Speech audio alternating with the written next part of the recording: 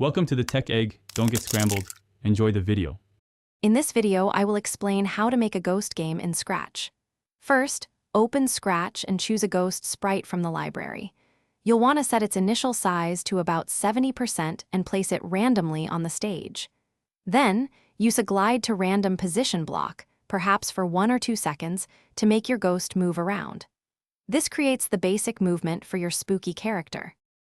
Now, let's add a player. Pick a sprite, maybe a magic wand, and program it to always follow your mouse pointer. This allows you to control it easily.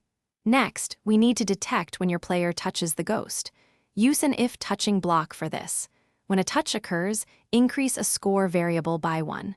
This simple interaction forms the core gameplay loop. To make your game more exciting, let's increase the difficulty. You can make the ghost move faster by gradually reducing its glide time. For example, start at 2 seconds and slowly decrease it. Also, consider duplicating your ghost sprite to have multiple ghosts on screen, making it harder to catch them all. Finally, add a 60-second timer to challenge players to get the highest score before time runs out.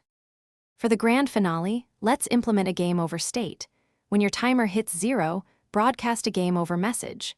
This can trigger a game over screen or simply stop all scripts. Remember to reset the score to 0 and hide all ghosts when starting a new game. Lastly, enhance the atmosphere with some spooky sound effects and a looping background music track. Good luck creating your awesome ghost game. Thanks for watching. Consider subscribing if I helped unscramble your problems.